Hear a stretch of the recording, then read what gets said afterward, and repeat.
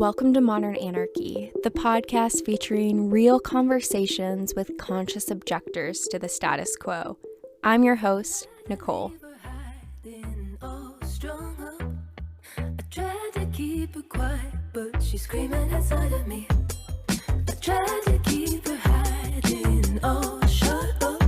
I tried to keep her quiet, but she's a wild, wild woman. On today's episode, Tien joins us for a conversation all about the beautiful, gorgeous, and complicated ways our identities intersect. Together, we talk about their history of 13 years within the Kink community, when non-monogamy is not intuitive, and navigating dom-sub power dynamics in non-monogamy. Y'all, Tien is a very special person in my world, in my community, one that I love dearly, who I believe has an incredibly intelligent mind, and it shows in the multitude of things that they hold in understanding how their identities intersect and affect the various relationships in their life. It is very clear how beautiful their brain is, and I hope all of y'all enjoy the fun Alice in Wonderland rabbit hole of a conversation that Tien and I embark on together today. Y'all, tune in. You start asking questions. Hi. My name's Tien. Yes, say who are you? I'm Tien. I am I'm a queer, bisexual, non-binary, kinky person of color. I'm a human being. Live in Chicago.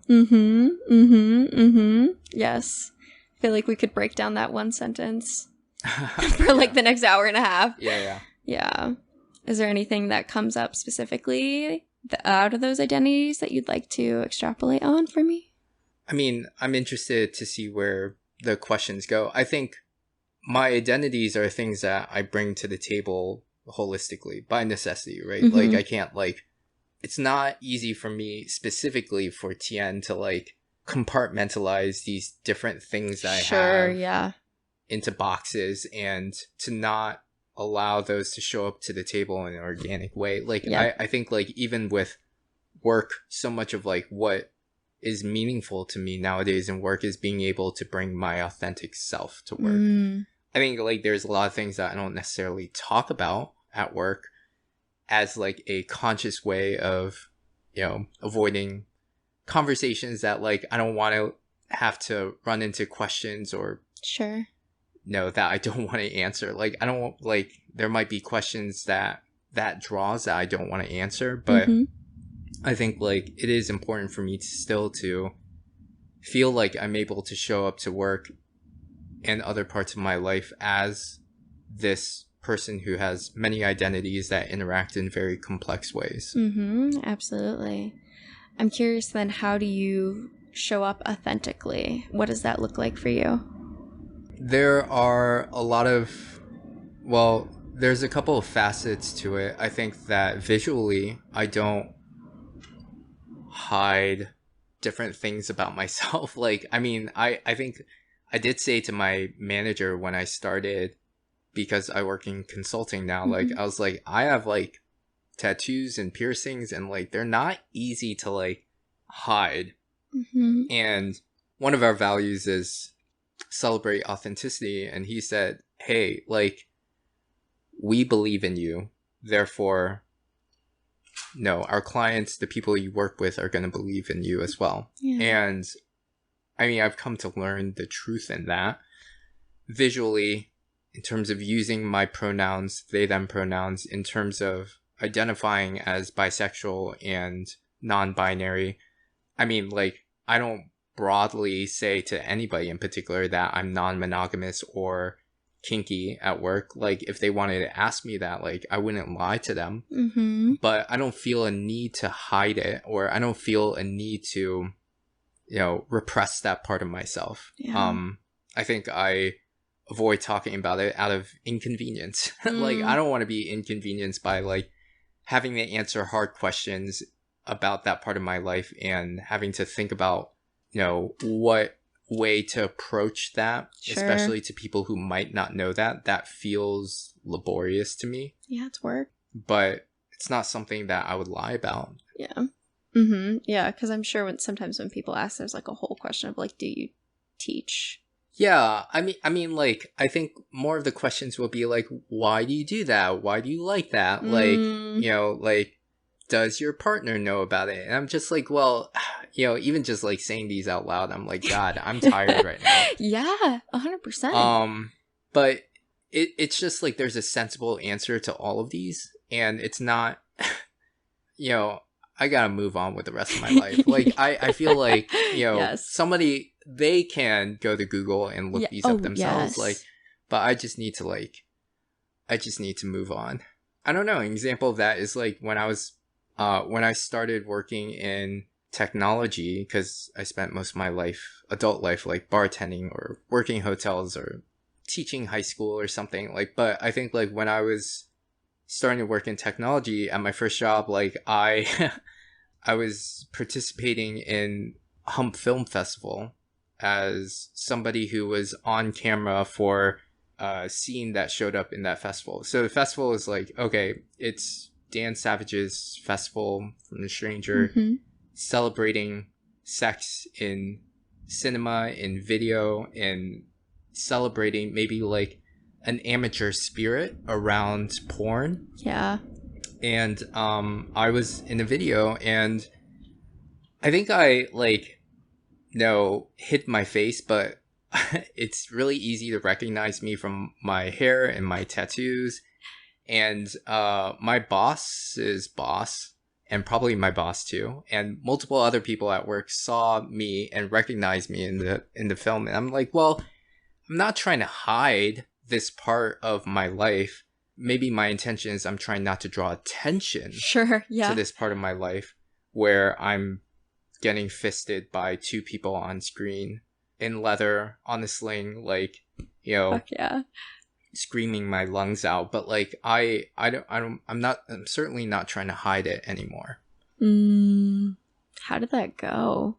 I'm just trying to imagine. So my boss's boss was like, I think like somehow, so the video was, the central theme was Scrabble, right? And like there's this couple who were playing Scrabble, and they would put these naughty words on the Scrabble board, and they would kind of like imagine a scenario afterwards. Ooh. And this is where like a whole bunch of other people came into play, but they would imagine a scenario afterwards where they were acting out or like incorporating that word into their sexual interactions. And so there was like clowns, and there was blood, and there was a bunch of other things that I can't remember now. And mine was fisting. And afterwards, when my boss and other people in the company watched it, like one day, like for some reason, I was talking about board games and talking about like a board game night or something, like, and about going to a board game night, and he was like, oh, are you gonna play like Scrabble? And I was like, that is odd. And I get the sense that you're kind of like, I don't know, that like you're trying to get a reaction out of me because you know that about me. And I confirmed with him like months afterwards that he did in fact see me in Hump, and also a lot of people saw me in Hump. And I think at the time, like, I was in Seattle, and there was a ton of people in Chicago who were just like messaging me, and it was like, oh, like, you did great in Hump, good job. Getting fisted and surviving. Yeah. That's such an interesting way for a boss to like communicate that to you. Is like waited until there was a conversation about board games to directly throw that one in there, and like just sat on it. I mean, I think he's clever. He's tricksy. He's a lot of things, and I think that I mean, like, when I think about how he would bring that up, I think that is the way he would bring it up. That's so cool. I didn't know you've done that before. Yeah. Huh. Interesting. I've done more than probably a bit of porn in my life. Yeah. Tell me more. I'm listening. I have a very, very long history with kink. I've always been involved in the kink scene when I was, since I've turned 18. And I think a long time ago, I was like, willing to experiment and like with kink and interacting with people in power dynamics and trying new things out. I think sometimes that happened, I don't know if it ever happened organically as a result of like just randomly going on a date, but sometimes that happened in a club. Sometimes that happened by reaching out to people and being like, hey, you know, just like trying to like find people and date them. Sure. And sometimes it happened as a result of people being like, hey, I'm filming this thing and I would love for you to do this. So notably, I identify as submissive. And there was this person who I knew who was a friend of mine, and she said, hey, Tien, I'm wanting to shoot a video where somebody's getting cuckolded. And I was like, well, I don't like cuckolding. I don't like really enjoy that at all. Like, it's not really my thing. Could you explain what that is? Yeah, cuckolding is a fetish and so cuckolding itself is an act that a lot of people fetishize. It's maybe like very prominent in like some ways of slicing and dicing the kink scene, specifically with men who are submissive and women who are dominant.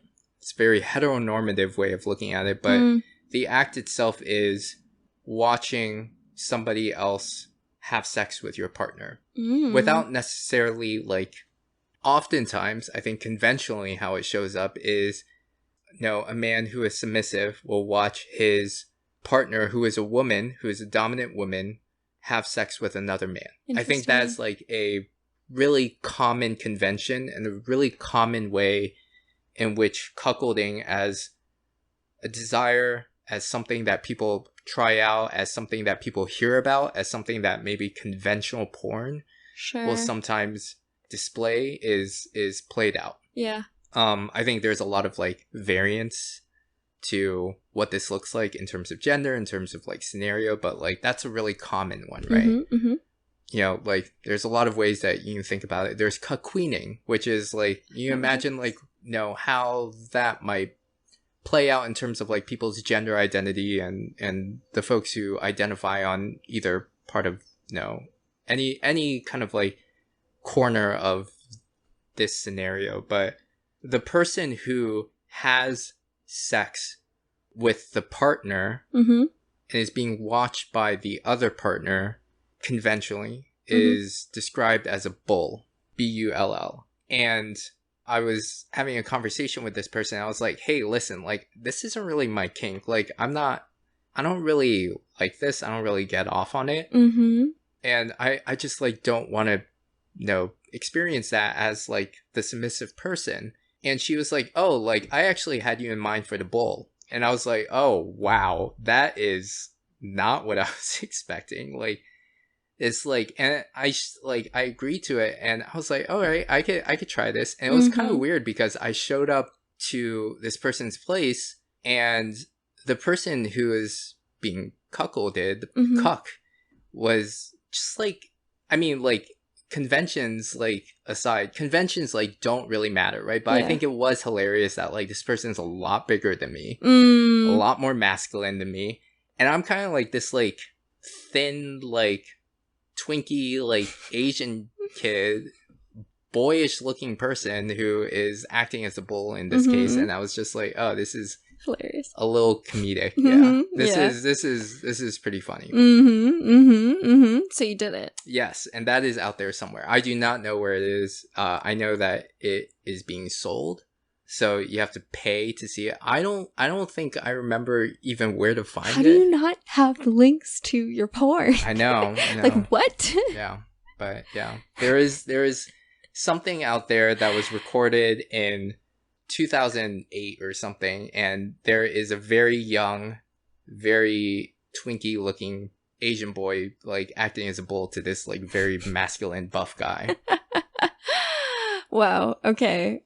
I would like to see all of this. Have a link if you can find it. Yeah. I'll try. I don't think I'd be able to find it easily. Yeah. I don't even remember what name I used. Interesting. Yeah. That's fair.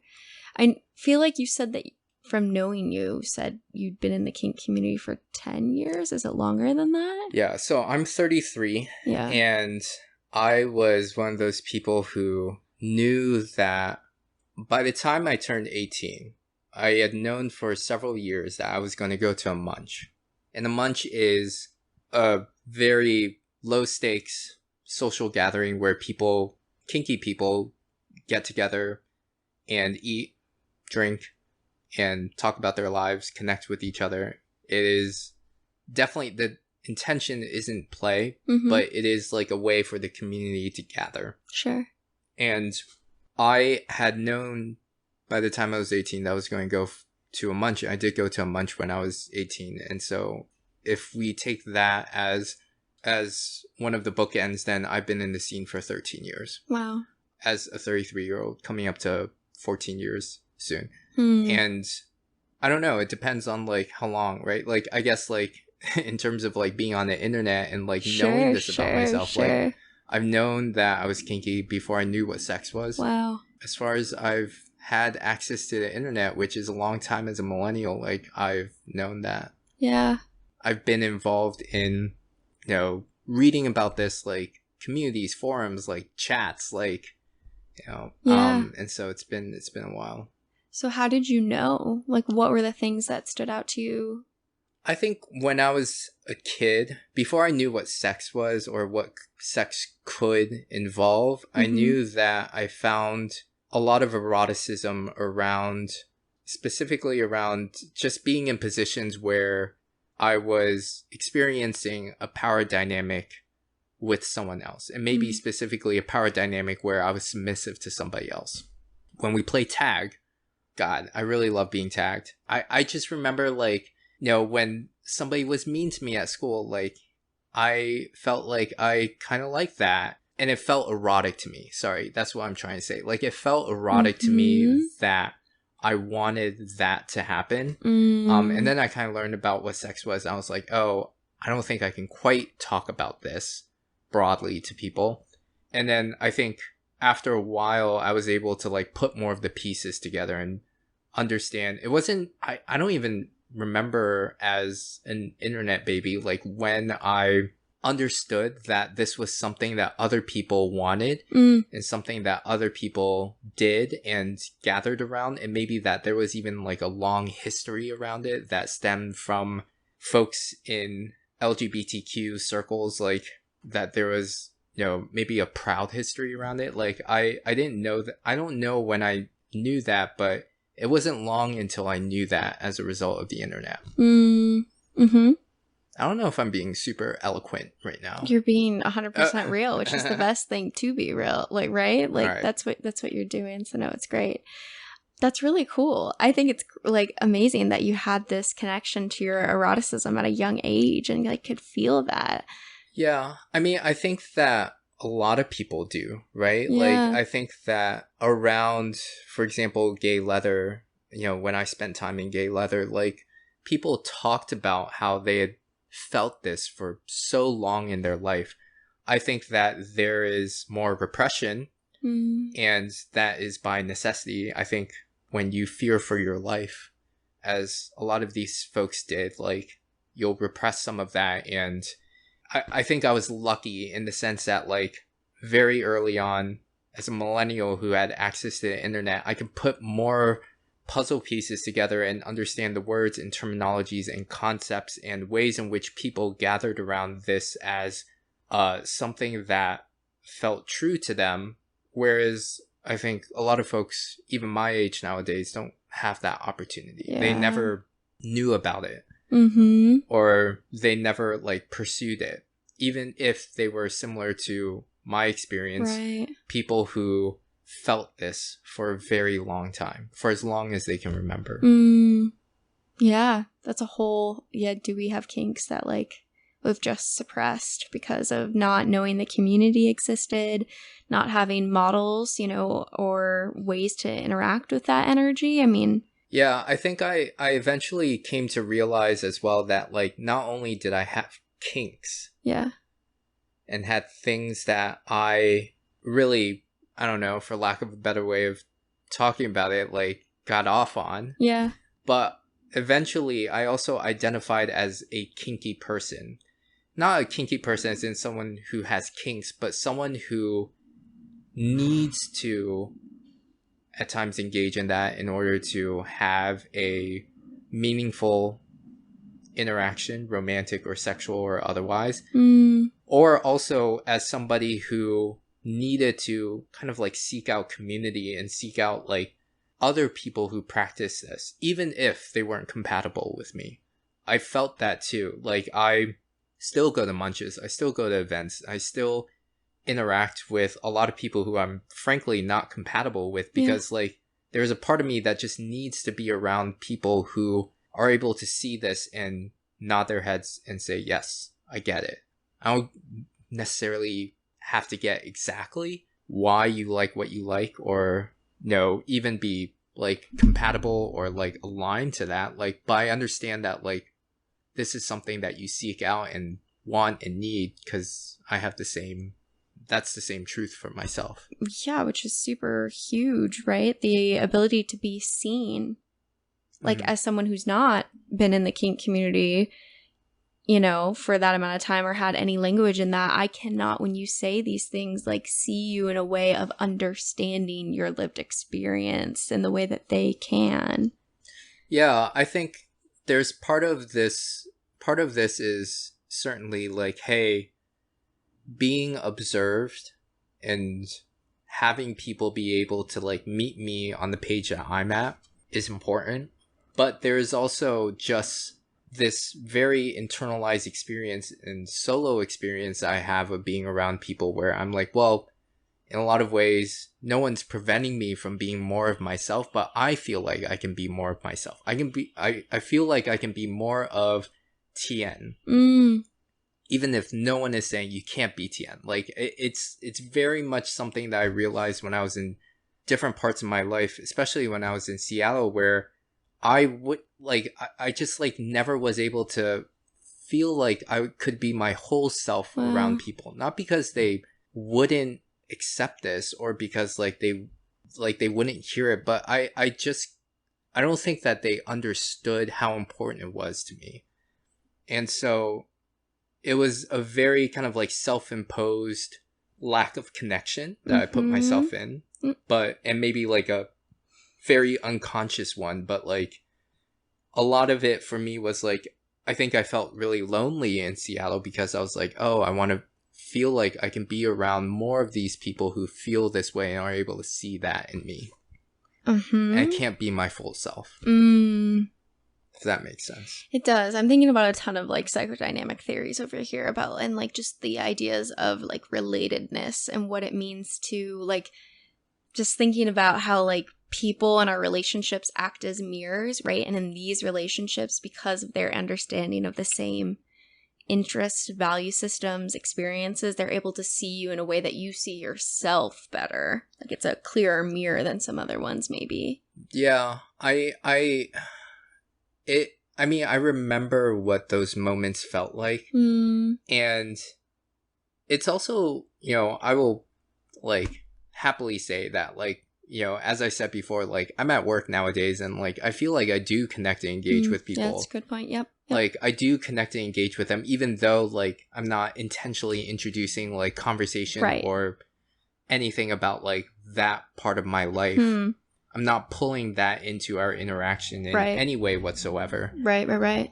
But I think that a lot of why I feel like I can do that is because of the way I fill my cup in the rest of my life. Right? Like, nowadays, with the intentionality of not only pursuing relationships, both romantic and otherwise, that allows me to like play with these power dynamics and these kinks and fetishes I have, but like also just like participating in community and like being seen and feeling like I can be around people who like just look at me and are like, yeah, I get it. It makes sense. Yeah. So it's almost like, yes, you have these relationships, thinking about work, that like you are authentic, you do show up. And it's not that they're less fulfilling. I guess they're less identity forming. You know what I mean? Like you have those relationships with with a purpose of work and your fullness there. I'm trying to find language to describe the differences. I mean, I think like it's identity forming in different ways, Yeah, right? it totally Like, is. I mean, maybe there are identities I didn't share at the very beginning that I do mentor. Feel right. Like I am stepping into a place in my life where I mentor people professionally more. I do a lot more coaching, a lot more developing tracks in which people will grow into. And I think like at the same time, like I feel like I'm only able to do what I do now because I've had experiences in my life that were very validating for me around my other identities. Yes. Right? Yes. Like, yes. I mean, I think like to my point earlier on, it's like hard to separate and containerize, just like compartmentalize these different parts of myself. Sure. I think maybe a good way of looking at my life and the effort I put into it is, well, I'm trying to find like spaces and interactions and things that allow me to engage and grow and validate like these different facets of who I am. Including kink, including like being an engineer and a mentor and a professional and someone who is smart and capable, and but also like someone who is like kinky and non-binary and bisexual and person of color. And I mean, I need all of that. Yeah, absolutely. A space that can like have enough space for you as a full human.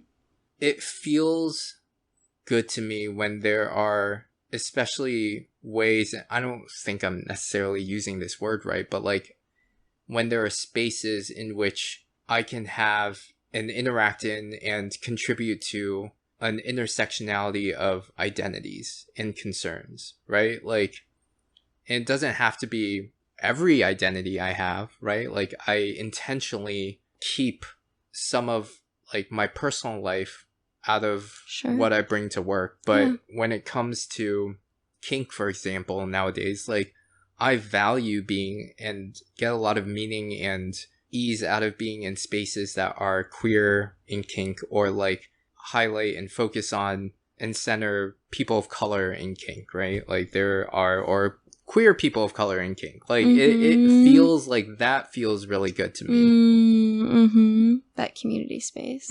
That community space that has a nourishing effect on many of my identities at once, specifically because there are many people who identify along the same facets of my life there at once, right? Yeah, you feel seen in the fullness that you are. Yeah. Less lonely. Exactly. Yeah, you're not alone in that. That's a good point. Another way to like look out at other faces there and know that other people get what your experience is of the world. And yeah, I guess we don't quantify it, right? Because like I can't relate to you in those ways, but like I mean, there's like a part of me that wrestles between something, especially when I was younger, something that I took pride in was being able to relate to a lot of people about a lot of different things.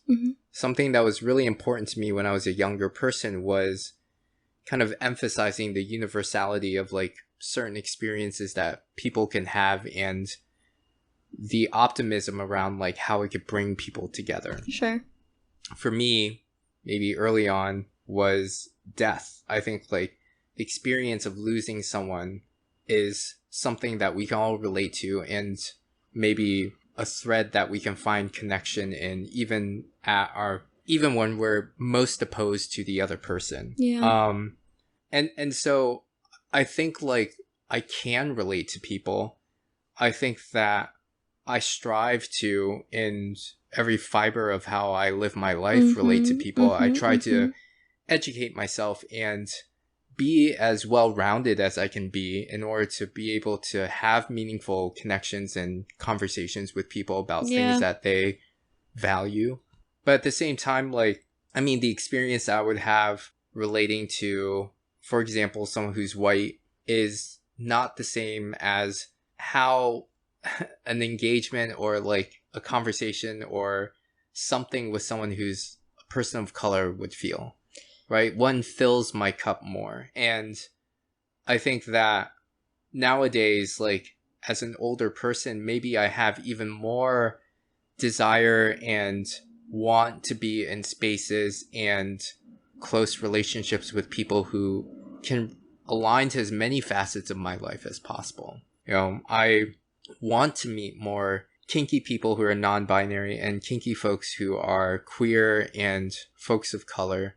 And I want to meet more kinky folks who kind of do the same work that I do, that I can like engage with in this personal part of my life, but also kind of like talk about like, I mean, all of the things that I go through at work, right? Like it feels like meaningful to be able to nowadays as an older person, like do less of the code switching that I unconsciously do when I realize that, we come from different worlds with regards to any particular thing about our life. Yeah. Yes. And I think the realistic part of it is I have to code switch to some degree with everyone, but it feels really nice when I have to do less of it. Sure. Absolutely. Absolutely. Yeah. I think the things that are coming up for me, I know it was like talking a little bit, like you said, death, right? Like how at the core of like the basic core of human emotions, right? Like grief, happiness, joy, pain, like all of those sorts of things, like that sort of aspect of the human experience is universal. But I think like the experience with those emotions and the different ways that the culture and bullshit, whatever, makes you experience those emotions is unique to those shared, identity pieces that like I as a white woman cannot understand the lived experience of and therefore relate to you. I can relate to you in grief, but not that same, like channel of the emotion. I'm trying to find language for this too, to describe the way that we relate to people. Yeah. And as we're kind of trying to figure out language, like I think I'm constantly emphasizing that like the way in which I relate to people isn't homogenous, or even like the ways in which I like expend effort and resources of my own to relate to people it's not uniform among everyone. Sure. Right? Like I do have a lot of people who are very important to me who are white. Sure. Yeah. And there are a lot of people who are really important to me who are kinky, and a lot of folks who aren't, and a lot of folks who are folks of color, and folks who are white, and folks like from all sorts of like backgrounds. I think like as I get older and kind of just find myself with less energy and time and resources to expend, like it is easier for me to have time and space and interaction with folks who I have to code switch with less. Yeah. And that doesn't mean that I don't spend time with other people. It just means that I myself am a person of finite resources and energy and ability to do those things. And I think it's almost like a shared language sometimes, and a shared understanding that allows for a deeper sense of intimacy in many ways. At least I've experienced that just even going through like my grad school program, and like the words I now use to describe things now with like my classmates, colleagues, whatever, I have like a different level of communication with them. And it's like, yeah, it's not to like hierarchalize, put hierarchy into this dynamic of like this intimacy is more important than this one, but like they are radically different. Yeah. I also think a lot of what I was reading too of like people of color preferring to have therapists that are also people of color. Yeah. I currently have a therapist who is a person of color, and that has been definitely a breath of fresh air. Right. I think with therapy and maybe with like these relationships that have purpose or motivator or drive around like being able to see and understand the other person, like it is just helpful to have some strong thread. I mean, identity is really strong. Yeah, like, absolutely. Especially nowadays with our political climate and like all of the just seemingly endless arguments that we can have about different ideas in this country, like it's definitely easy to say that identity is a powerful thread in which you can connect to somebody. And it is easy to develop more vulnerability with, to have those ingredients go into having more meaningful conversations with people when there is those threads, strong threads, identity threads of connection. And don't you think that's being seen? Like, the more vulnerable I get, like, because it is emotions, ideas, words, like, it's the fact that they, like, when you say those words, they see them, like, see you. I'm not talking about, like, physically. Like, I'm talking about, like, emotionally, cognitively, so that when you look at that face and you see them looking at you with their eyes, you know that up in their head, they see what you're expressing, not some sort of, all the questions that you get from people that ask you all those questions about your identity from when we started, right? Like, when you look at those eyes, they have a whole different thread of what they understand that to be. Yeah, I do. I agree with that. I do feel seen, and it's feeling seen and being able to see yourself in other people. Something that's interesting to me is, like, I haven't been to, the last time I went to Vietnam, so I'm Vietnamese. I was born in the States in Florida.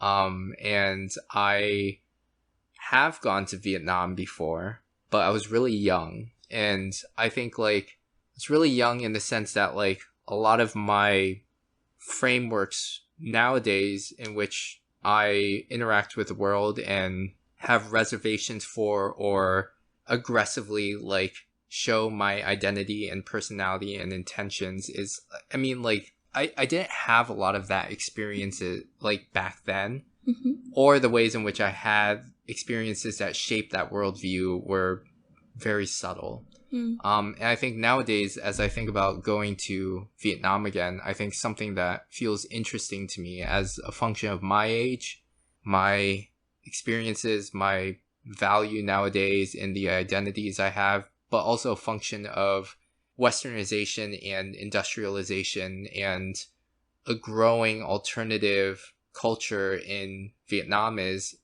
I feel like I could go to Vietnam and just look around and be like, oh, feels really odd and unusual to me that I can look around and see people who look like me, in the sense that, like, they have a lot of the same values and experiences that I had in my life. It's a big difference, especially that I can look around and these people visually look similar to myself. Yeah. Like, and that they are also queer, and that they are also, like, maybe, like, just, like, I don't know, like, any number of, like, things that I, like, hold as, like, my principles and morals and truths, like, they have those too. Yeah. I don't get that. I don't get that at all in the States. Like, I mean, at any given time, like, when I navigate any space I'm in, like, it is, a lot of people who don't look like me. And so there's, like, this, it took me a long time. It took me until I went to therapy to realize that I carry this skepticism, antagonism, like, towards every interaction in my life, because I navigate my world as somebody who doesn't look like the people around me. Like, what happens when I'm all of a sudden plopped in a country where everyone does look like me? Yeah. Like, and identifies along, like, that spectrum of, like, experiences and identities that I have. I don't know. Like, sounds like it would be awesome, but I also, like, whenever I think about it, I'm like, oh, it would just feel weird. It would feel unusual. Sure, different. Yeah. Yeah, absolutely different. That sounds so incredibly isolating in many ways. It is. I think it is in very subtle ways, right? Yeah. And maybe it's easy to talk about the, I guess I'm reacting to isolating being a negative thing. And in a lot of ways, like, it is a negative experience, but more than just being able to talk about whether something is positive or negative, like, I think, like, more importantly, like, it's just shaped the person I am. Sure. Maybe it's shaped some of the good things about me, and it's shaped some of the things that I am trying to work on right now. Shaped certainly aspects of myself that I don't know about yet. Like, yeah. I think it has profound impact on, my growth and development as a person over the years, and how I treat like any number of like situations that involve like interactions with human beings. Sure. Even just like individually to myself, like without anybody in the picture, like it shapes like my ambition and like what I want to do myself without thinking explicitly about my interactions with other people. So yeah, I think that I don't know if I would have ever been able to put the word isolating to my experience when I was a younger person. And maybe nowadays I can, but I wouldn't necessarily paint that as good or bad. Sure. Rather, I would paint it as, well, this just created for a very complex Tien. Right. I mean, standing alone isn't good or bad, right? But it does shape the dynamics of your chemistry. Mm-hmm.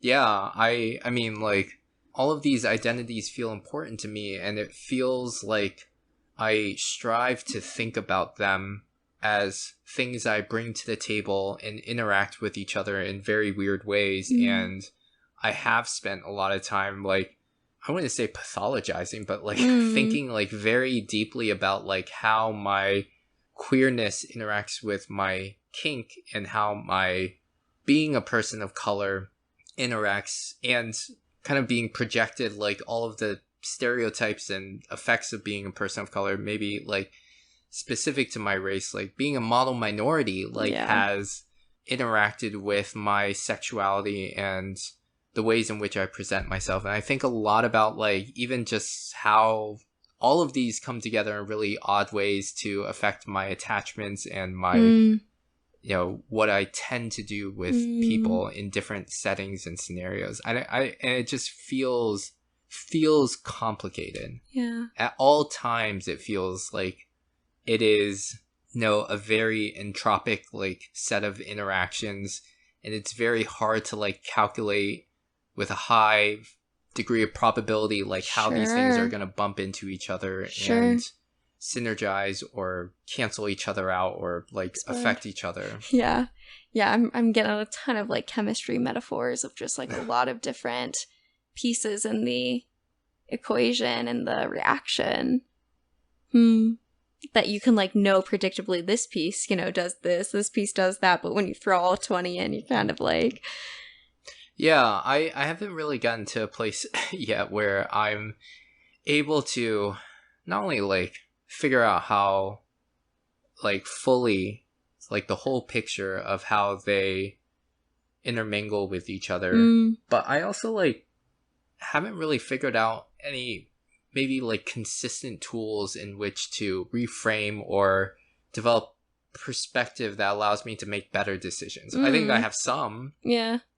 I think like I have grown as a person who's able to do something differently and do something that allows me to have more of what I desire or seek out. But like, I think like I'm still at this part of my life, and I expect that I would be for a very long time, where I'm just aware of it and not aware of the answers and extent of those interactions, but aware that there's complexity there.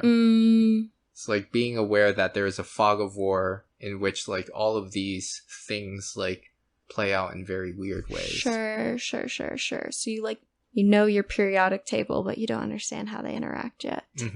Yeah. Or when they show up. Right.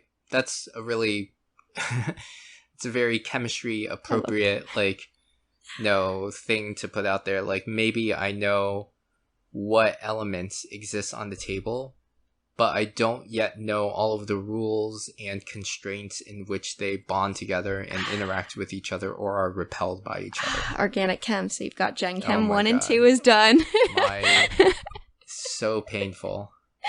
You didn't like Orgo? I was not an Orgo person. I loved it. I struggled with Orgo. Really? I excelled at inorganic chemistry and at physical chemistry. Okay. Kind of like things that like were maybe more formulaic and had less less constraints on like and need for spatial reasoning. Like I think like with orgo and synthetic chemistry, I really, really struggled. I really struggled with being able to like feel like I can apply consistently what I was learning. Whereas with inorganic chemistry and things that were maybe more mathematical, like it was easier to go in and be like, I can make sense out of this, and like create a story that allows me to like really not just like know about this, but know this. Interesting.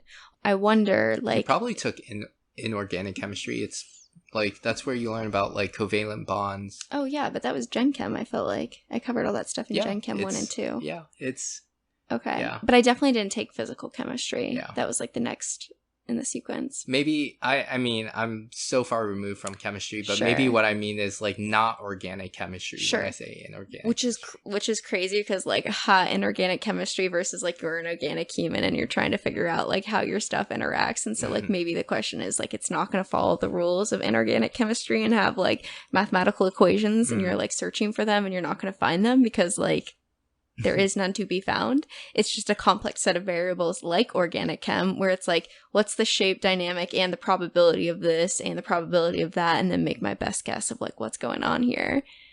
Yeah, I think even with my identities, like I do like to think about my identities like singularly and as concerns that are aligned with, you know, that particular thing sometimes, and sometimes that's helpful, and sometimes like a good way to frame what I'm trying to understand, because it is something that gets me to an answer into meaningful like part of the truth more quickly. Yeah.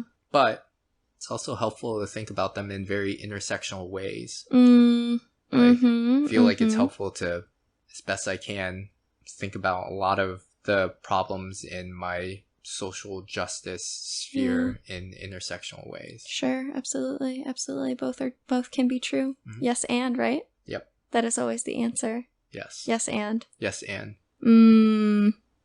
I want to ask you about polyamory and how you understand it within the dynamics of all the things that we've been talking about. I think like even when you were talking about orgone shapes, I was thinking about that, like of like applying those dynamics. And I mean, people already have, right? Like polycule, whatever, but like also thinking about how like, you know, like carbon, whatever, had like 4 bonds it can make. I don't know. Wasn't that something like it was?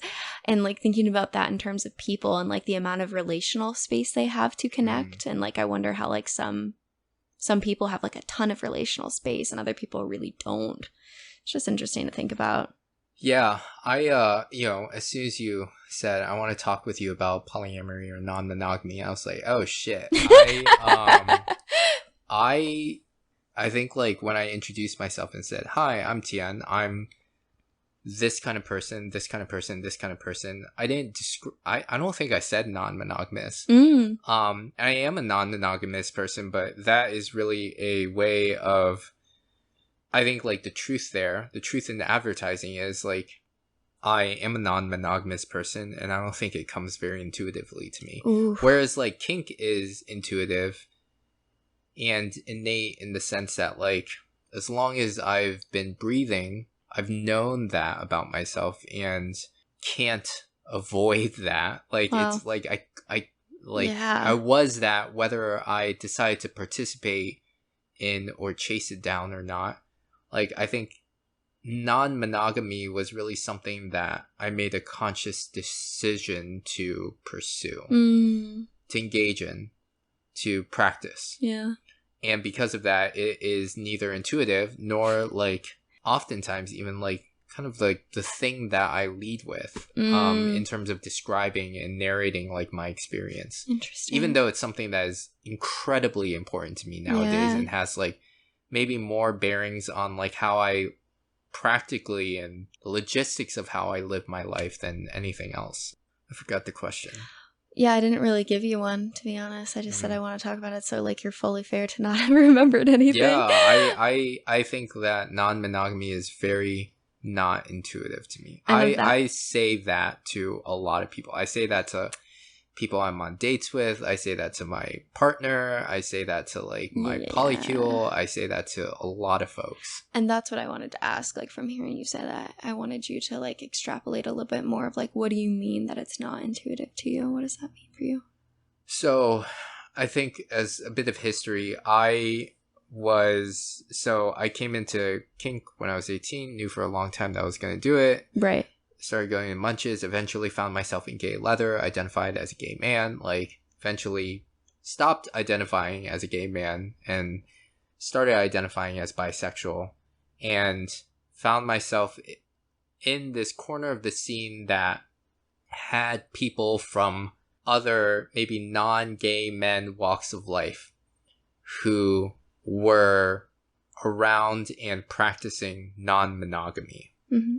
And I, as somebody who has identified as kinky for a long time, one of the kind of like traditions and practices and conventions of being in that scene is like playing with a lot of people, and sometimes like being very open about like dating other people. And I think like in this way, like I think these folks just put a name to it, and like they said, well, this could be non-monogamy, this could be, less into the word, polyamory, like this could be that practice, and this is what it looks like. Mm-hmm.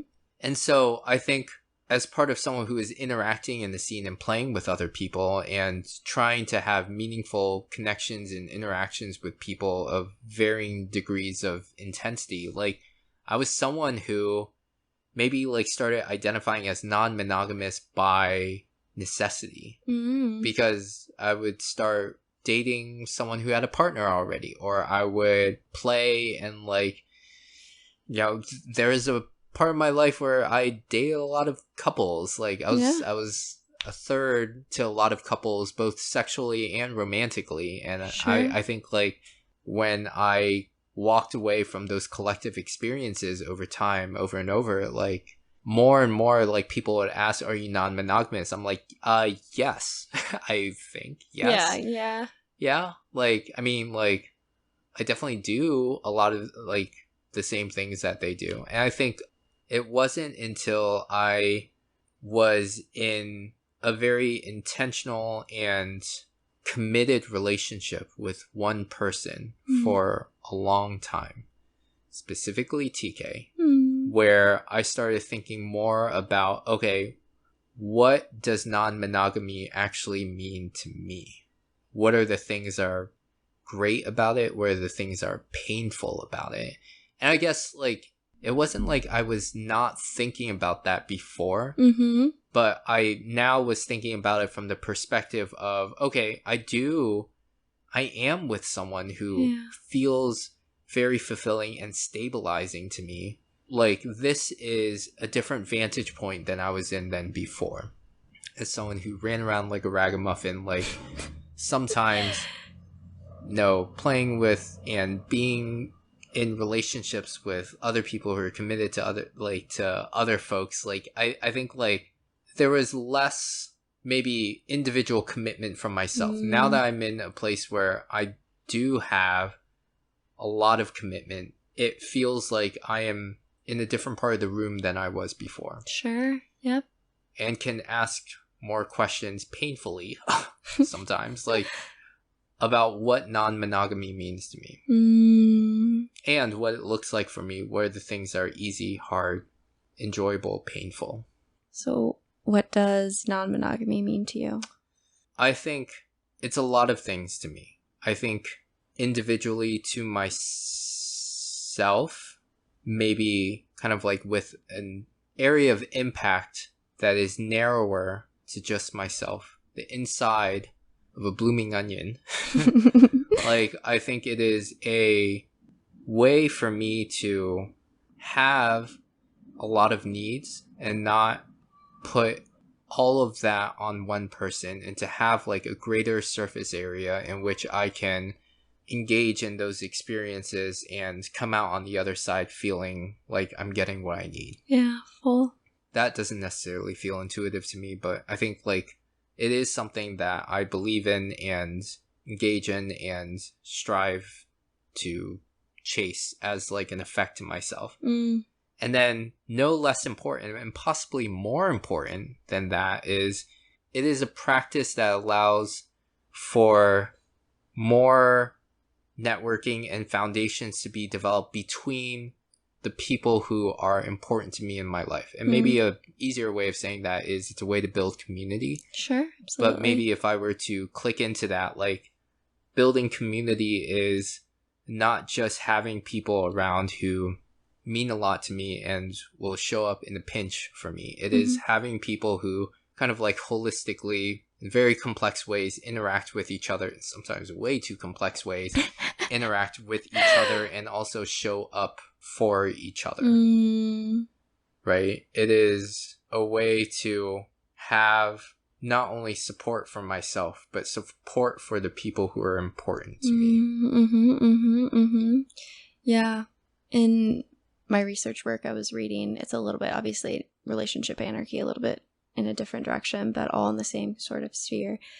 Dean Spade was talking about how like a lot of queer relationships, relationship anarchists will create like family and you know, family, community to kind of, without our biological family being there for that relationship, like filling that relational need through a chosen family structure, a community that we create. Yeah, I mean, I think that, and I would say, so yes, like whether it's family or community, like, you know, we talk about, like, we've talked about today, like the multitude of different ways to approach something. It is one way in which Tien, approach community building. Yeah. And there's a lot of other ways too. Like, I think, like, to our point of like the complexity of things before, like, I think, like, when I think about like queer traditions in history, like queer people seek out community with each other. Yeah. And when I think about like gay leather, it was a way for people to come together and like even at times use the word family, leather family, to like refer to their commitment and relationships with each other. And I think like non-monogamy is just like another way that I use to pursue community and community building and having that kind of interconnected web of people who can not only look out for me but look out for each other. Yeah. It's very beautiful. Yeah. You don't agree? I mean, I feel like I'm flubbing my words now, but yeah, I think it is beautiful. It's painful. Ugh, it's like, it's complicated. It's, you know, non-monogamy is kind of just, it's really tedious. Tell me more. In what ways? Well, it's expensive. When I was younger, and I was brushing up against it for the first time, and I was like, in this economy, like with my job, like people have time for that. Like, that's fair. I guess like the real thing was like I would look at like these non-monogamous communities, and I think as partly as a result of that time, like I didn't see anyone who looked like me. Like they were all older, they were all white, like they were all like heteronormative, and I was just like, well, like the reason why y'all do this is because you have the time and energy to do so. Yep, 100%. Like it's expensive. I'm working 2 jobs. Like I can barely like feed myself, let alone like split the bill on like 3 dates in a week. Like I don't have time for that. Like I don't have time to like see other people or the money to see other like multiple people. Yeah, I think that's a good point. It's expensive, not in terms of just financial resources, but it's expensive in terms of like time, energy. Resources. And I still kind of feel that way nowadays. I'm like, y'all, we are creating a lot of problems. Wait, what?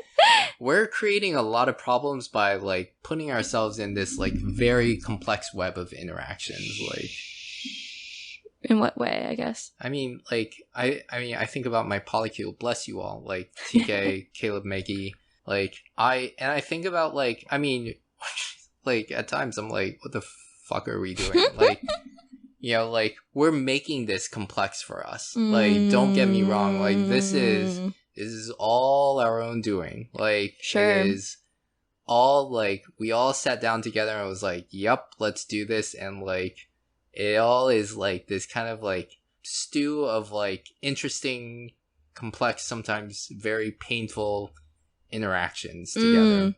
And at the same time, it is beautiful, fulfilling. Maybe like the highs are higher and become worth those valleys that you traverse through. Sure. But there is a practical part of me that also says, like, y'all, it's so expensive and it's so tedious and you have to have so many conversations. And fuck, you have to know yourself a lot better. It would be nice if I didn't have to know myself that much. Like, that's fair. You have to know yourself really, really well. And, like, the bar is infinitely high. Like, it's true. a horizon and an asymptote that you never get to. Like, and it's painful and it's tedious and it's expensive. And we decided it was a good idea. And it is. I like, and it is. Right, exactly. Right. It's like, it's yes and, right? It's like kind of like the whole thing we were talking about earlier. It's like, it's Newtonian and quantum. Like, it's, yes, a lot of work. There's a lot of logistics to it, of the ways that different people come together, the different interactions between that. Yeah, but it also has such a beautiful gift and loving, I don't even, whatever words you choose to describe this experience, it gives both. Right. I mean, beds aren't designed for that. Yeah. Like, and it's just calendars, like, aren't designed for that. Like, it's a lot. And it's also just, yes, it is also important and meaningful to me. Yeah. It doesn't have to be meaningful to other people. Yeah. It's not the right thing for a lot of people. Yeah. I don't know how all I do is shout out metaphors, I guess, like all day long. But I've always thought about, like, the ideas of polyamory and monogamy as the metaphor of, like, having kids, right? Like, you could choose to never have any kids. You could choose to have 5 kids. When you choose to have 5 kids, it's a lot more work. That is just a logistical reality, right? More time, more money, more energy. We're not in any way going to say that having 5 kids is less, like, meaningful than having no kids. If dare, I might say the opposite. You know what I mean? Like, having 5, those relationships are more meaningful, but, like, it does take realistic time, energy.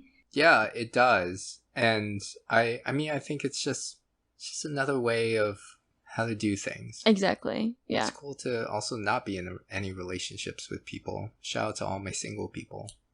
Or people who are, like, aromantic, asexual, like, who, don't want any of these models. I mean, I think it's all fine. Yeah, absolutely. We just kind of, like, picked hard mode. Like, yeah.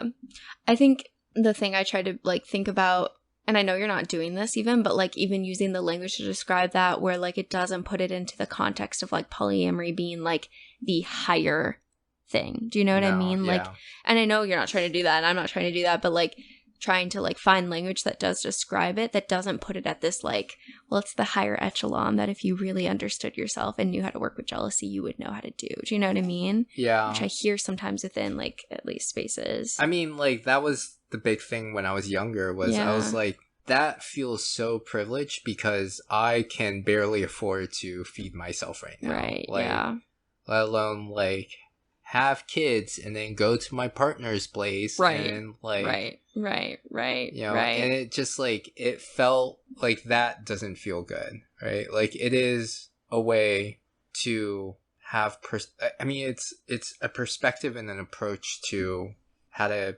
have romantic and platonic relationships with other people and sexual relationships with other people. But it's not any greater than or less than. I mean, like, that, the notion that, like, these are tiered or, like, I mean, I feel like that especially does disjustice to the ace community or to folks who are aromantic, like, and that is a very valid way of, like, living your life, right? It's very like, true. It doesn't really paint the reality of, hey, these are truly, we made all of this shit up.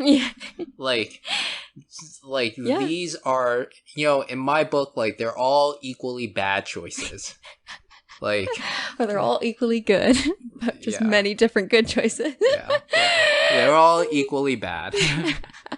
They're all equally horrible choices. That's funny. That's really funny. I think at least that's something I have struggled with, this, like, sense that, like, and I have felt this from people before in my own relationships of, like, if I'm not doing polyamory, I'm not somehow understanding myself well enough, and confident enough and secure in myself.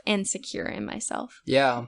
I felt that. I was on Hinge recently, and they give you this option now of kind of like describing what you're looking for. Yeah.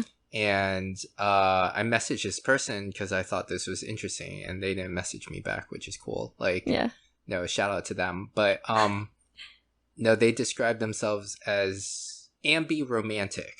And ambi-romantic in the sense that they could be non-monogamous or they could be monogamous. Mm. And I guess, like, there isn't, like, when it comes to, I mean, I hear you on, hey, I felt bad that I couldn't do this, right? Or, like, if I wasn't doing this, like, I think there's this reality that, like, not only do you have this access of very equally valid, or in my words, equally bad decisions that people can make, Sure. like, but there is also this additional access of, and you could make this decision now and have a different decision at another part of your life, or like make a different decision in another circumstance, right? A lot of this is circumstantial. Like, it's very true. I think that, like, even me, like, kind of being involved in kink since I was 18, like, a lot of that was circumstantial. Like, I was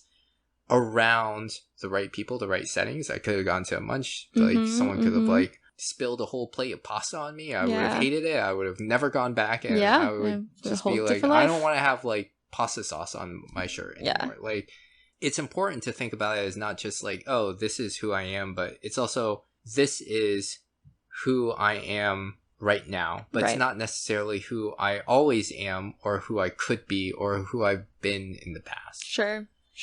Like, I think, like, when, at least for me, projecting onto you, your quip there, like, I think what brings me a little bit more ease is that there's an impermanence to all of these things.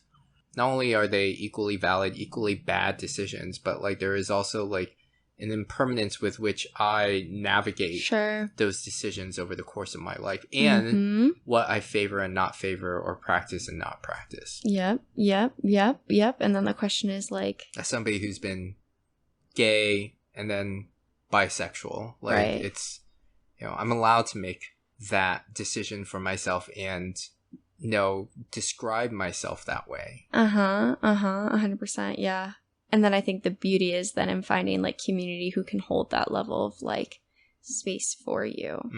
Because I guess the person I was thinking of, like, it didn't, like, when I was bringing up my dynamics of how I was feeling navigating the polyamory versus monogamy question, it felt like that kind of space wasn't held for me. Describe that to me. Like, so, you know, the dynamic with, I guess I don't usually say people's names, but the male in my life that I've been chatting with. Yeah. Me saying that, like, you know, I'm not sure if I'd want him to be sleeping with other people, and her being like, well, you need to check your jealousy with that. And so, like, it being a dynamic where, like, that space wasn't held, where, like, what if I did want to go back to a sort of sexually fidelitous dynamic? I will never use the word monogamous. It doesn't feel right to me, and I feel like a relationship anarchist will always be the identity piece for me. But, like, that dynamic with someone in the poly community came back to me and said, well, then something's wrong with you and you haven't worked on your jealousy. And then so I think it's, like, how can I find the right community, people like you, right, who I spend more of my relational intimacy with, that, like, can hold that kind of space, because I think sometimes within even our own community, it's not there. I mean, I think language is important and tone is important. Yeah. And I think check your blank is aggressive, abrasive. Yeah. I don't know. There's a way to, like, interpret it literally and say, hey, check this and think about it. Yeah. And maybe the outcome is still going to be the same. Yeah. You know, I hear this. I want to emphasize that, like, the tone here is aggressive. Yeah. But maybe what I'm saying is that it's another ingredient to think about with the decision that you make. And maybe it's not something that changes that decision or even what you want. Yeah.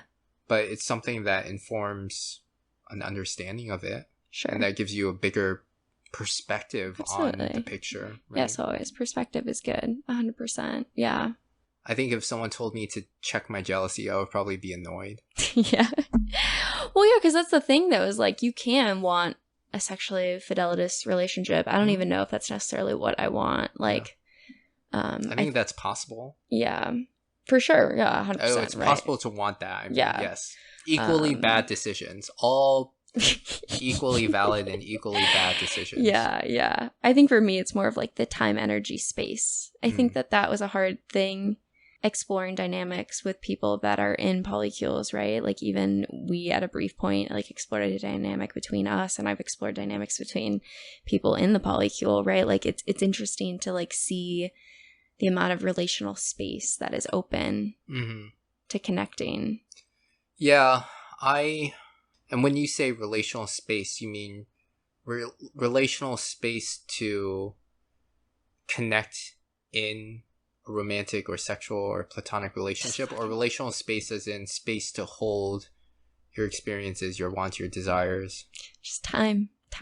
Oh, like just time. Like time I remember. Is rough. Yes, I remember like trying to like have a date with Caleb, and like he being like, "Oh, it's gonna be like 3 weeks or something." Oh yeah. And like that's hard to hear. Like then you're like to like conceptualize like, oh, and obviously whatever, you know, you can make your own dynamics as well, but like it's hard to conceptualize a relationship where like it takes like scheduling out 3 weeks of time. Yeah. I'm at this weird part of my life where that's a reality for me too. Exactly. I mean, it's like, yeah, what is time even? Finite resource is what it is. Part of the pandemic where time seems really silly. No, I hear you though. Yeah, I think like that is what shapes a lot of my views on non-monogamy, and I think the reason why we're here talking about this is specifically is because it is an equally bad decision. Like it is rough. Maybe that's what I'll make the title of the episode. Polyamory is an equally bad decision. Yeah. It's an equally bad decision to everything else. Yeah. Compared to everything else. Have you heard of Alan de Botton? I think is how you say his name. He's like a philosopher that has the School of Life that writes on relationships and other sorts of stuff like this. And like he says the same thing. He was like, it's all crap. Like you're either going to get relationship and monogamy where you get bored and, you know, whatever. And, you know, but that's your dynamic, or you deal with an open relationship, have more sexual fulfillment and other like, I mean, this is very regressed, right? But this is his view of what he says. And sometimes he's said things that are not very poly affirmative. I will throw that out there in interviews I've seen on him.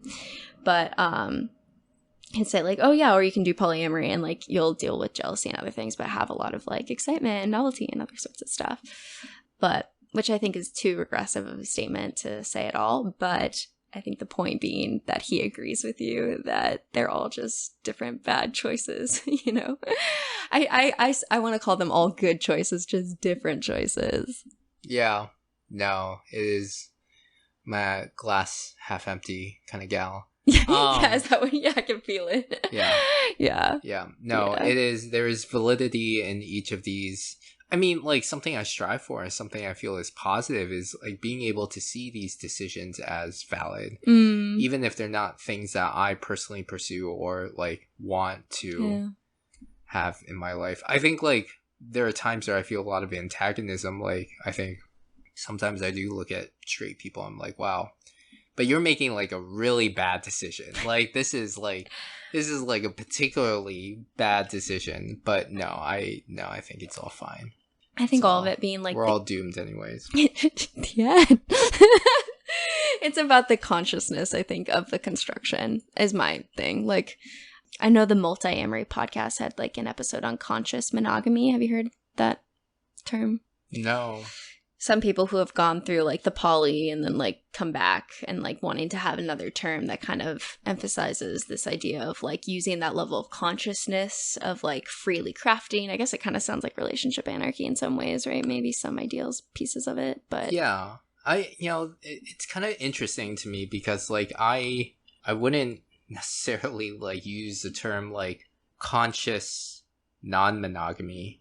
Yeah, I think like there isn't like a direction of the stream or of a waterfall here, right? Like That's a good point. Like, it isn't like consciously going in one direction while unconsciously falling in the other direction. Like, I don't think that there's gravity here by any means. Like, sure.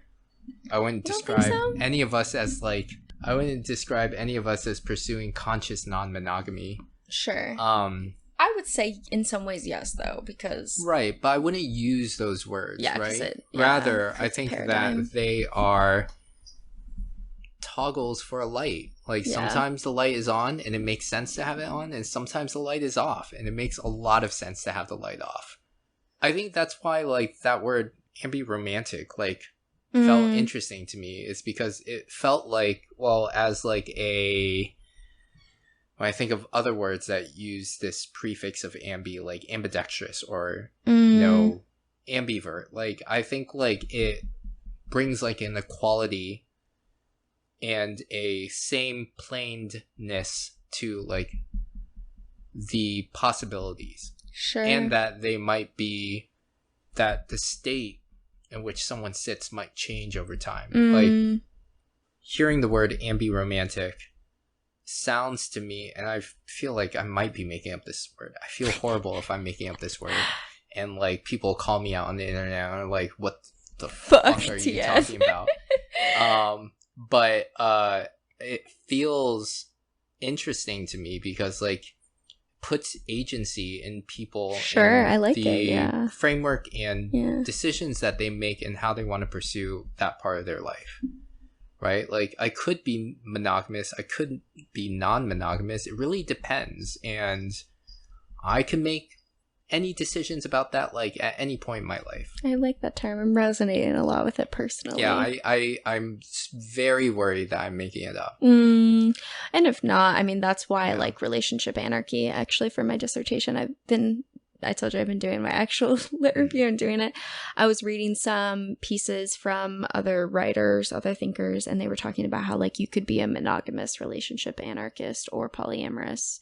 And, like, it's not, you know, it's not like just because you're a relationship anarchy, you couldn't have monogamy. And just because you're a relationship anarchy doesn't mean you could have polyamory, because there's primaries in that sort of dynamic too. So it was, like, interesting to think of that, having that sort of space to, like, have like, oh, I'm here, this identity up here, which means I could engage in monogamy or polyamory, but like still have the same ideals in either one. And I guess something like you said, ambiromantic. Yeah, being able to do that sort of thing too, where like I'm able to engage in like both modalities. And yeah, God, I hope I'm getting it right. If not, you just created a term, which is exciting. Yeah, I mean, I think for me it's like, at the end of the day, like, we're much squishier than like the language and that's true, ways in which we describe these frameworks. I think they're helpful starting points, but it's just much more chaotic and entropic than that. Like, it is like, even as like a kinky person, I'm just like, all of these concepts, like, DS, like bondage, like S&M, like, it is truly all made up. It is right up here, all made up in our heads. Like, we created this like fairy tale world that is important and meaningful, and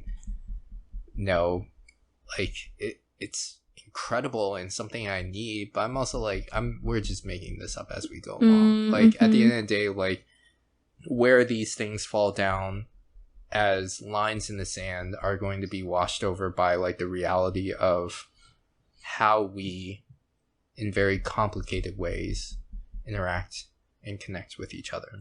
Absolutely. And bring like wild shit to the table. I think that's like the deconstructionist view to everything, is that language is a set of symbols that we've created with meaning that we then use to communicate with other people about more meaning that we make, and then we've just... And this is why cats are not stressed, because they do not have this complex set of all this sort of stuff that has made meaning that we sit over here and think, do I fit in this word or that word? Like, that is just... I mean, your cat is licking her crotch right now, so I would chalk this all up to equally bad decisions. Oh, that's so funny.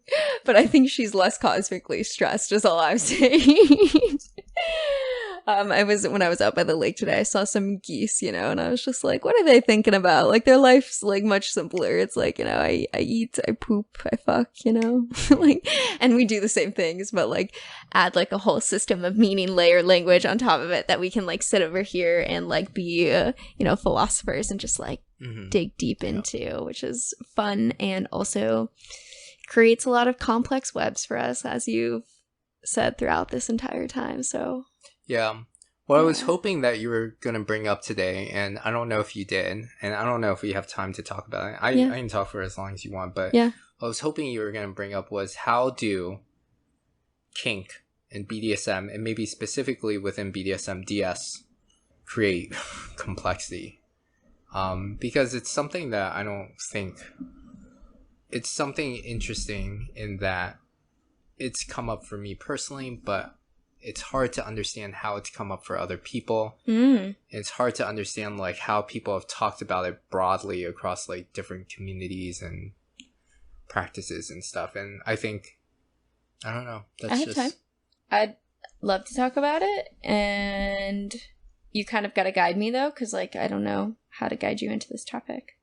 Yeah, I think something interesting that's come up as a brush between the non-monogamous part of my life and the parts of my life where I'm kinky, maybe specifically submissive, and wanting, enjoying, craving power exchange in my romantic relationships, is this idea of belonging, right? Like, I think like a lot of folks who are into DS will, use words like, oh, that illustrate like some kind of like belonging or ownership, or I don't know, like a giving of, I mean, it's all power exchange. So it's all like, I am giving a lot of my agency, some of my, not necessarily agency, like I'm giving you some of my power.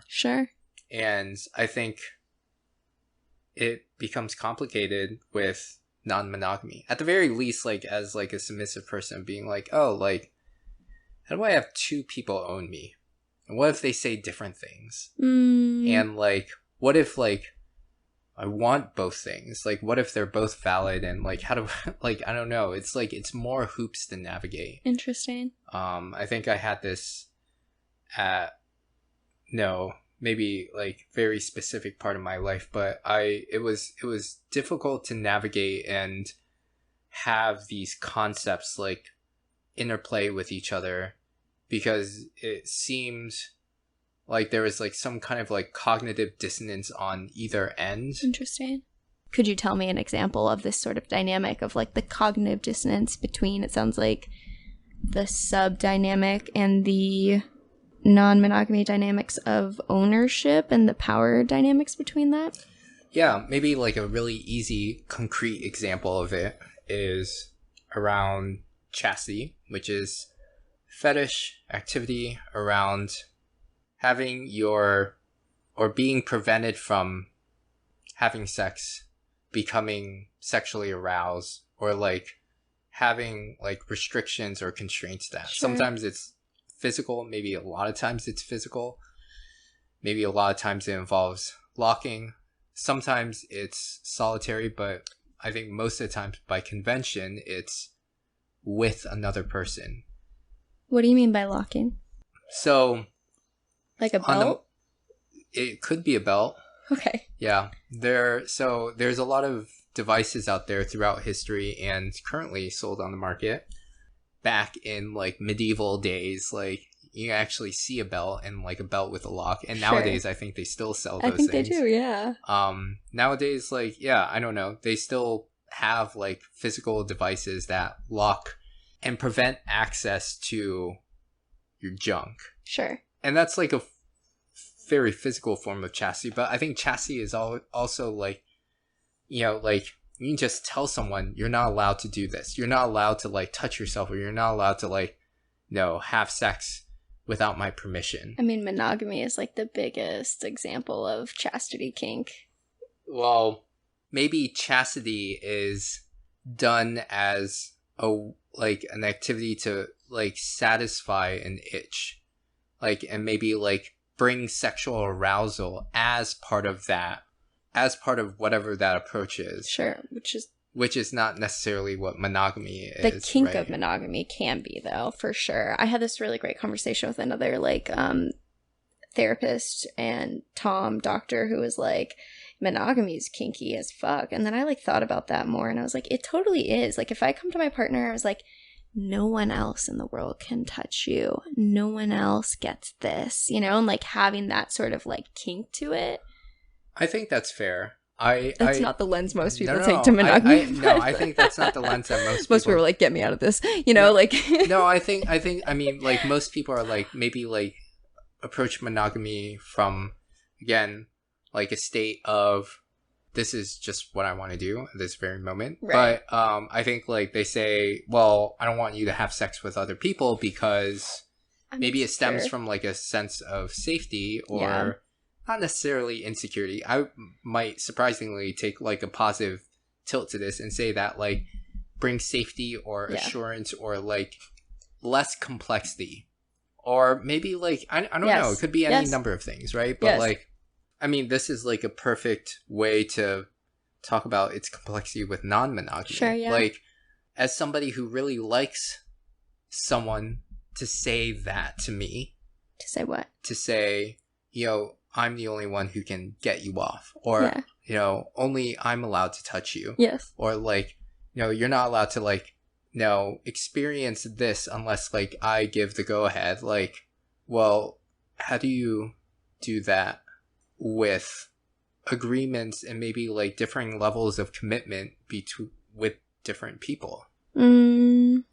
People do this, right? Like a primary, like giving that sort of primary hierarchy energy of like, I will not make another agreement unless you do. So some people do this, don't they? The problem with that, right, is the thought that like it's not fair to the other people in the dynamic, right? Like the person that is being controlled by the primary's power, like it is not fair to the equal like autonomy and like full humanness of. Yeah, maybe the complexity that I specifically bring to the table, unfortunately, to my own demise, is that I, one, pursue romantic relationships almost entirely, and I would say nowadays, like, entirely as DS relationships. Like, I want that. I need that. I crave that. It's possible, not very easy to have it without that. And I do want the people that I date and have sex with and like are romantic with to have this sense of ownership over me, for lack of a better word. Sure. I think like that's a fine word, maybe a strong word to use now. Like, but how do I do that? How do I do that with then multiple people? I think like there's a practicality where I can treat it as a timeshare. You know, that's true. Yeah, I see what you're saying. Yeah, like the timeshare owner gets to decide when they want to go on family vacation there, but like the rest of the time gives it out to other people that are in that location. Right. Like I'm like a car rental Airbnb or something. An Airbnb. Sorry. Yeah.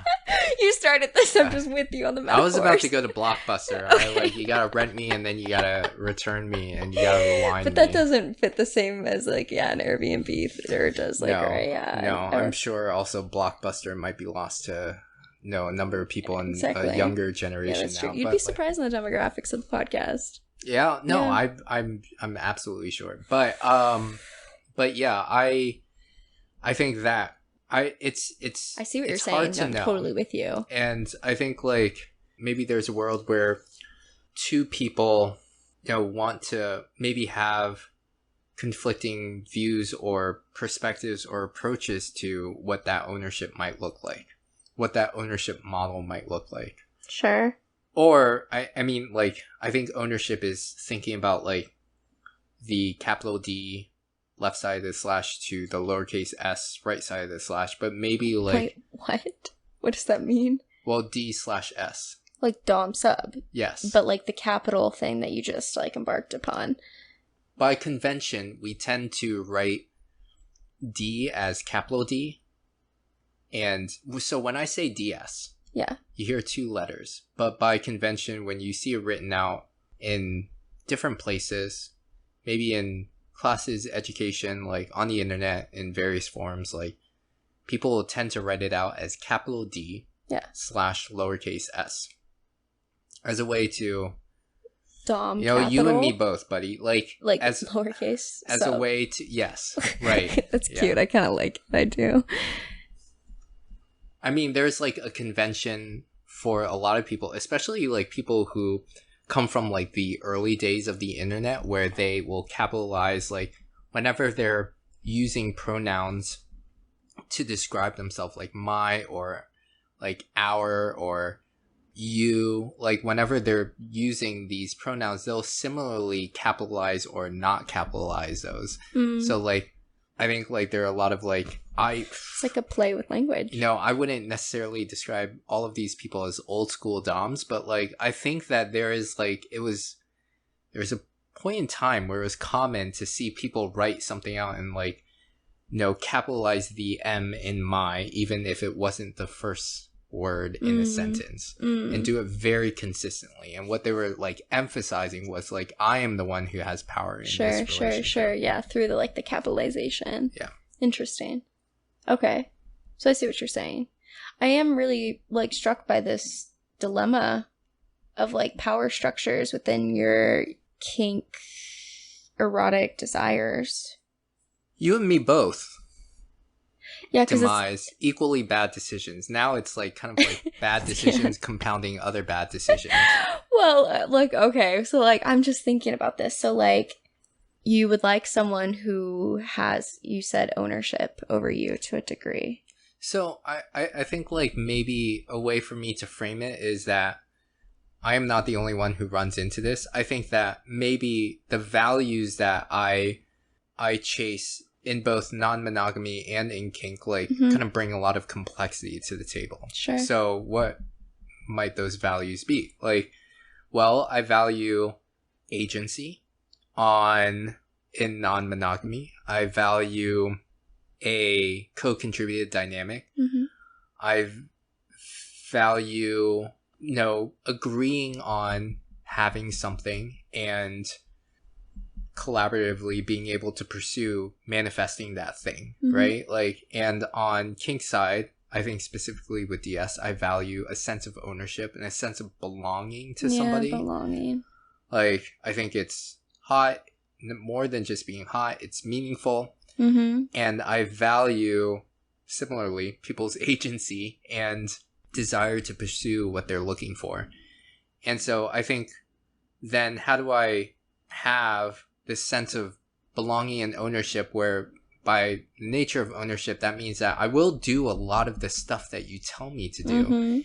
And I will give you a lot of like the power that I have as an exchange in the name of meaning and eroticism and just the way I want to like have this relationship with you. But then how do I do it in this complex web of people where I, at the very least, like maybe have to consider someone else? And what we agree to in terms of like ownership and autonomy and agreement and commitment and belonging and etc. Like, for me, like, it was difficult. It was interesting and difficult trying to navigate this conversation about chastity, because I think I was kind of really lucky that these two people knew each other. But what if they didn't know each other? Like, what if there is a lot of like opportunities for people to step on each other's toes and for folks to come out on the other side becoming hurt and or being hurt by their experiences and by what happened in these complex interactions. Like, I think that it is, I mean, like, at the end of the day, like, it just takes a lot of communication. It was really hard. But I think that when I feel like, maybe specifically for me, navigating DS as a submissive person, it is ever more difficult to do so because I also identify as a non-monogamous person. And maybe for me, as someone who navigates non-monogamy, it is especially feels like for me specifically, it's especially more difficult to do so because I really want romantic sexual relationships with other people as a submissive person. And it makes it complicated to navigate that and navigate like, I mean, I think looking at DS and BDSM at large, like a lot of the concept here is restraint.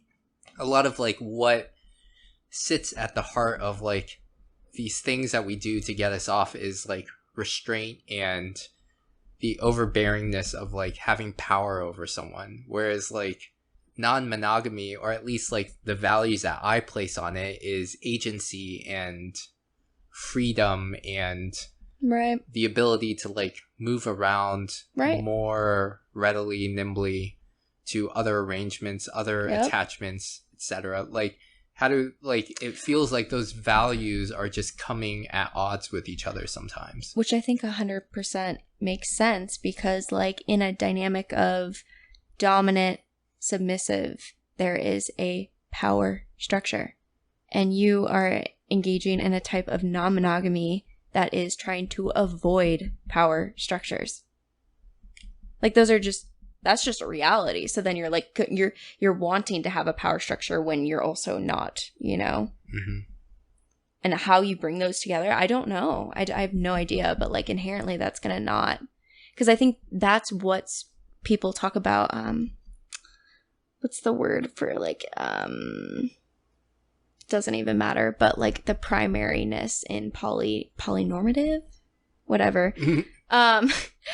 Hierarchical. Yes, hierarchical primary relationships. Like that is a power structure, and you don't want to, and you haven't been engaging, from what I understand, in like that sort of way. So then, yeah, I mean, I think that there's a lot of ways to approach it, and I think there's a lot of conventions with which people approach it, and like using hierarchical relationships or hierarchy as a way to approach it is, again, like equally valid, equally bad, sometimes painful, like way to approach solving for that problem space. Right, because monogamy is a hierarchy in and of itself. Yeah, but I think, you know, maybe like what I'm highlighting here is that it is those two interesting worlds and these two kind of like different things that like have brought me a ton of joy individually, like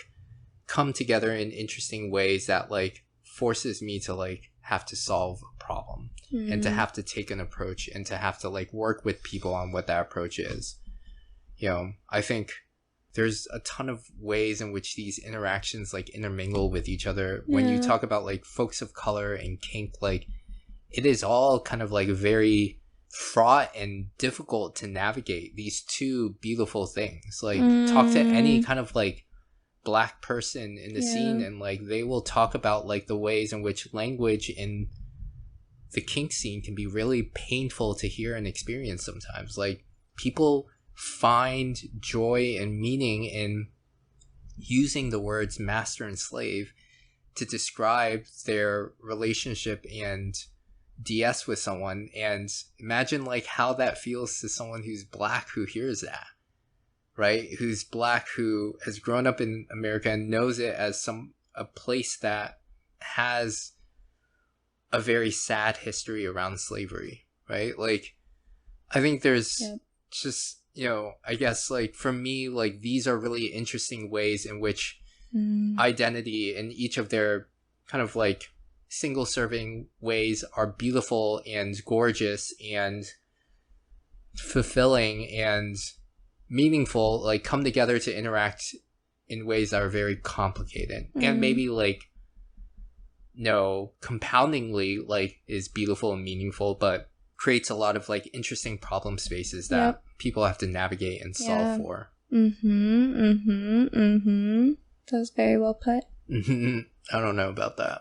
I mean, I followed with you. I mean, I think it's the paradox. It's a paradox, one of the many of our existence, right?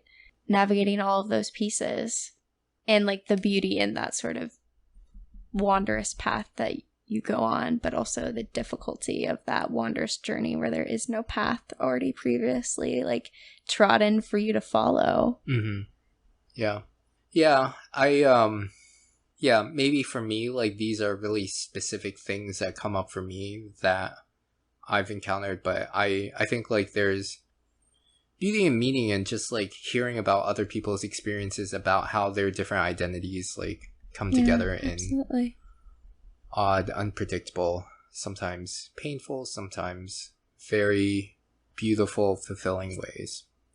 It's like one of my biggest goals, I think, of the podcast is to like host that big enough space to do that, for it not to be as like restrictive of anything that someone feels like they can't do that and have a conversation. Mm-hmm. Yeah. So I'd love to do that. So like every single episode, you're just kind of like diving into a different human's experience, yeah, you know, and their lens. Because yeah. I think that's really what every conversation is that I'm having on this space is like, here's a look into one way of seeing the world. Yeah. Yeah. Yeah. Well, then I do have to ask you the one question. What? The one question that I ask everyone on the podcast. What is one thing that you wish other people knew was more normal? It's a good question. I feel like I have a cop-out answer to that. And it's not like a great answer or maybe a very meaningful answer. But like, I think it's an answer that maybe alludes to like a lot of what we talked about today, which is it's very normal to do whatever it is the fuck you're doing. I think like what I wanted to get to was like, well, you know, these identities I have, whether they are ones that are innate and things that can't change about myself for reasons or another, such as like kink, my identity as a person of color, like, right. Being bisexual, like, or whether it is like something that I like actively chose to pursue, like non-monogamy, like the ways in which I'm like navigating these complex spaces and trying to solve these problems is like both like unique and normal in the sense that like other people have faced it and navigated it in similar ways and like have made similar, equally valid, equally bad decisions. These ways in which we decide upon how to pursue interactions, relationships, connections with other people, like they're all equally valid. Like they're all kind of horrible in their own very special ways. And also like, I don't want to say that like, I think something I said before was that there is no kind of upstream, downstream of this. There's no like tier or hierarchy to this. I think that is not only what I believe, but it's something that I wished for. For example, like I wish for in ways that don't make a huge impact on me. Like I want like people to feel like, you know, monogamy and non-monogamy are equally valid decisions, or like aromanticism, like being ace in its many different variations. Like I want that to be seen as valid, equal decisions. But I think like as a person of color, like if I could live my life like being seen as equally valid to white folks, like that would be dope. Or as like for folks out there who identify as women, like to be seen as equally valid to men would be awesome, or to, you know, anybody else would be awesome. So that's all I got. We're all weird. It's like we're all, you know, we're all kind of terrible too, like equally horrible smiley face. Yes. I think my thoughts are that in an existential void, like there is no sense of like the truth of how to live your life, right? And I think I feel like what I'm hearing from you is this like space to feel valid for whatever way you show up, because it's all truth. Yes, I think so. Yes. And also from like wanting to have more equalness, I feel like it was also something that you were saying, like this like a challenging of the power structures that continue to exist within our society. Yeah. Isn't it weird then that I'm like really into DS and I'm like, oh yeah, power dynamics, exchange, love it. Well, chef's kiss. Great. I mean, it also could make sense. Like, here's a way to take back power. Could make sense. Yeah. Yeah. Does it though? Yeah. I mean, you seem pretty happy. Am I? That's fair. Yeah. Or do I seem miserable? We're all equally miserable. If you enjoyed today's episode, then leave us a 5-star review wherever you listen to your podcasts. And if you're a part of the anarchist community, then follow us on Instagram or nominate a guest for the show by sending in a letter to modernanarchypodcast@gmail.com. Otherwise, I'll see you next week.